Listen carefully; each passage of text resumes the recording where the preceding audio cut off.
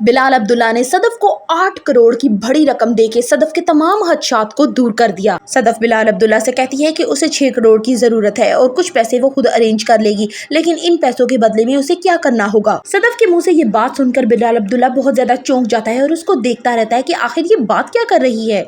सदफ कहती है कि ये पैसे मैं भीख में नहीं ले रही, अगर आप इन पैसों के बदले में मुझे कुछ भी करने को कहें तो मैं वो करने को तैयार हूँ। बिलाल अब्दुल्ला सदफ को बताता है कि एक दफा मैंने पी रखी थी, यूं ही बातों में आपका जिक्र आया तो आपके बाप ने कहा कि सर पीते हुए मेरी बेटी को डिस्कस मत कीजिए।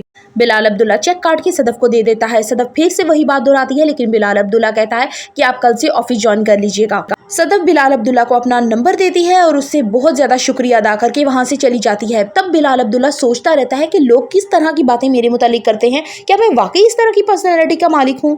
अम्मार फिर से सदफ के रास्ते में आ जाता है और उससे कहता है कि मैं पैसे अरेंज कर रहा हूँ। तो सदफ कहती है कि मैंने उससे कहा और उसने तो मुझे दे भी दिए, इसलिए तुम मेरी फिक्र करना छोड़ दो।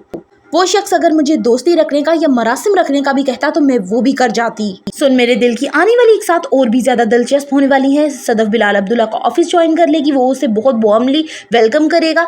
इस चीज को देख के हमशा बहुत ज्यादा जेलस फील करेगी और उससे कहेगी कि कोई भी बात है तो तुम मुझसे शेयर कर सकती हो। अम्मार और हमशा आहिस्ता आहिस्ता सदफ से बदगुमान होना शुरू हो जाएंगे। सदफ अपनी माँ को जावियार की बीमारी का सच बता देती है और ये भी बताती है कि इतना पैसा उसने बिलाल अब्दुल्ला से लिया है। ये बात सुन के उसकी माँ बहुत ज्यादा हैरत ज़दा हो जाती है और कहती है कि तुमने उससे लिए, तुमने उससे क्यों लिए हैं, हम लोग कुछ ना कुछ अरेंज कर लेते। लेकिन सदफ कहती है कि हम कभी भी इतना पैसा अरेंज नहीं कर सकते थे, मैं अपने भाई को अपनी आंखों के सामने मरता हुआ नहीं देख सकती, इसलिए मुझे जो समझ में आया मैंने वो किया। सदफ पहली दफा बिलाल अब्दुल्ला की तारीफ करती है और कहती है कि वो वैसा नहीं है जैसा लोग उसके बारे में कहते हैं। सदफ अपनी माँ को बताती है कि मैंने पहली ही मुलाकात में जान लिया है कि वो बुरी नीयत का इंसान नहीं है। आने वाली एक साथ बहुत ही जबरदस्त और दिलचस्प होने वाली है। सो फर्दर रिव्यूज ऑफ सुन मेरे दिल, kindly subscribe my channel. Video अच्छी लगी हो तो एक लाइक तो बनता है।